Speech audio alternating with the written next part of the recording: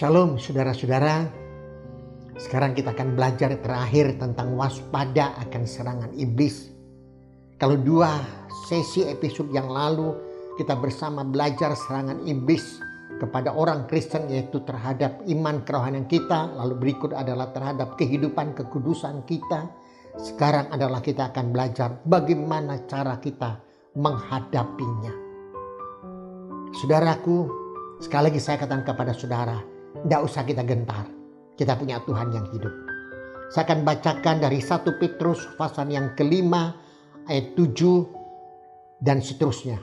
Saya akan bacakan lebih cepat. Serahkanlah segala kekhawatiranmu kepadanya, sebab ia yang memelihara kamu. Ayat 8, sadarlah dan berjaga-jagalah, lawanmu si iblis berjalan keliling sama seperti singa yang mengaum-ngaum dan mencari orang yang dapat ditelannya. Ayat 9, lawanlah dia dengan iman yang teguh.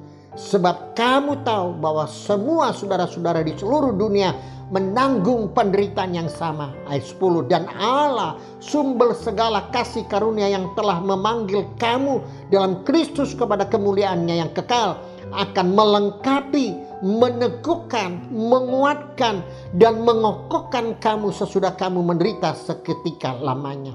Ialah yang empunya kuasa sampai selama-lamanya. Saudaraku, saya akan langsung saja bersama saudara belajar. Secara singkat adalah bagaimana kita menghadapi serangan setan. Yang pertama, kalau kita sudah gagal, kalau kita sudah jatuh, kalau kita lebih banyak mendengar suara setan daripada suara Roh Kudus dalam hidup kita, hati kita, kalau kita sudah berbuat sesuatu yang tidak berkenan kepada Tuhan, kesempatan ini saya ajak saudara bertobat. Ini penting, saudaraku. Saya selalu ajak saudara bertobat, datang kepada Tuhan. Saya selalu katakan kepada saudara, saya bukan orang yang suci. Saya pernah gagal. Saya pernah mendengarkan suara setan. Saya gagal. Tapi tak kalah saya bertobat total di hadapan Tuhan. Tuhan pulihkan hidup saya. Begitu pula dengan saudara. Yang pertama. Yang kedua adalah kita harus memagari atau memagari diri kita dengan apa? Dengan beberapa hal ini. Yang pertama, kita harus memagari diri kita dengan kuasa darah Yesus Kristus yang sudah mati di atas kayu salib bagi saudara dan saya. Percayalah, darah Yesus penuh kuasa, mengampuni, menyelamatkan saudara, menyucikan saudara. Datang, pagari kita dengan kuasa darah Yesus. Pagari kita dengan kuasa Allah. Dikatakan dalam ayat 11, dikatakan ialah yang punya kuasa sampai selama-lamanya. Pagarilah dengan kuasa itu. Dalam nama Yesus, saudara berdoa baik-baik di hadapan Tuhan. Agar setan ditangking oleh kuasa darah Yesus dan dalam nama Tuhan Yesus. Berikut, imanmu harus teguh. Tadi dikatakan ayat yang 9 dikatakan sangat jelas sekali. Lawanlah dia dengan iman yang teguh. Dengan imanmu yang teguh lawanlah dia. Oleh sebab itu dalam 1 Tesalonika pasal 5 ayat 16 sampai 18 dikatakannya, bersukacitalah senantiasa. Oh saudaraku, dalam keadaan yang sulit apapun juga mari kita belajar bersukacita di dalam Tuhan, bukan di luar Tuhan. Saudara adalah orang yang sudah diselamatkan, bukan? Saudara adalah orang Kristen yang percaya Tuhan, bukan? Mari kita bersukacita. Kita punya Tuhan yang hidup. Kita punya Tuhan yang luar biasa. Mari kita hidup dengan penuh sukacita. Hati yang gembira adalah obat. Oh saudaraku yang saya kasih, mari bersukacita. Lalu berikutnya katakan ayat 17. Tetaplah berdoa. Wow, penting. Tetaplah berdoa, intim dengan Tuhan. Pagari hidup kita dengan doa. Ambillah waktumu sebanyak-banyaknya berdoa. Berdoa dengan suamimu, berdoa dengan istrimu, dengan anakmu, dengan orang tuamu. Tak kalau saudara mengalami keretakan dalam rumah tangga, tak kalau saudara dikuasai oleh setan selama ini, mari kita doa bersama-sama. Minta Tuhan tolong. Hadapi hidup saudara dengan doa. Doa penuh kuasa dan kekuatan yang dari Tuhan. Hadapi itu. Saudaraku, apa yang saya ngomong ini bukan sekedar saya bicara. Semua saya alami melalui kehidupan rohani bersama dengan Tuhan.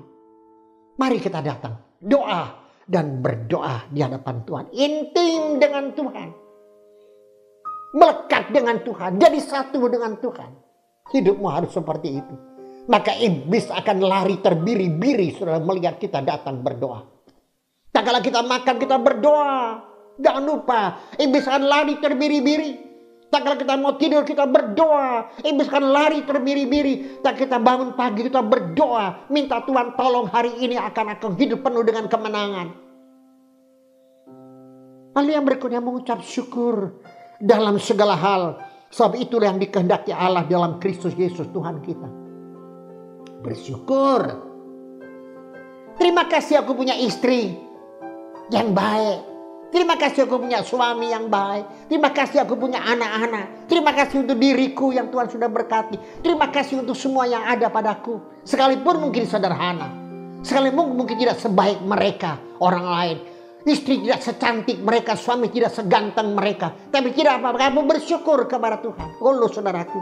Dengan demikian kita akan menghadapi hidup ini dengan penuh ucapan syukur. Menang, kita akan berhasil. Saudaraku yang saya kasih dalam Tuhan. Tadi saya sudah katakan kepada saudara. Dalam nama Tuhan Yesus itu berdoa ada kuasa. Saya bacakan ulang saudara dengan singkat ayat 10. Dan Allah sumber segala kasih karunia yang telah memanggil kamu dalam Kristus kepada kemuliaannya yang kekal akan melengkapi, akan meneguhkan, akan menguatkan, akan mengokohkan kamu sesudah kamu menderita sekian lamanya. Puji Tuhan, haleluya saudaraku. Dia akan menguatkan dan mengokohkan kita. Mari saudaraku, tutup telingamu, tutup matamu, tutup pikiranmu, tutup hatimu, tutup segalanya. Dipagari oleh kuasa Roh Kudus dan kuasa darah Yesus. Dan tidak mau mendengar suara dari setan. Aku hanya mendengar suara dari Roh Kudus. Dalam seluruh hidupku Tuhan memberkati. Puji Tuhan. Berikut kita akan belajar tentang cinta uang. Kita lanjut saudaraku. Semua ada hubungan apa yang saya sampaikan. Ikutin saya terus.